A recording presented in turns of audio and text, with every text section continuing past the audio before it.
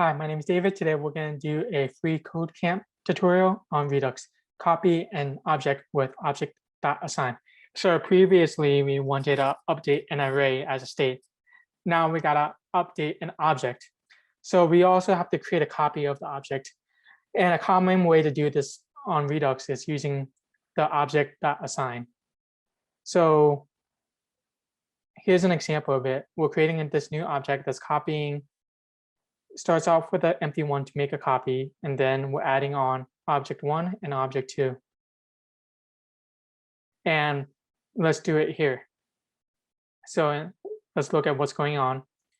We have a store, we have an action creator with the action type online. So we want to update this reducer. We want to use the reducers to update the state of the status from offline to online with this action. So to do this, we want to return, and we can do the object.assign to create a new copy, starting with an empty object, and we want to add in the state. Great. So now we have the original object as a copy.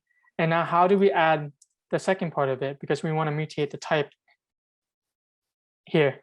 So this is the property inside of an object. So we can do this clever trick where we just do the object and do status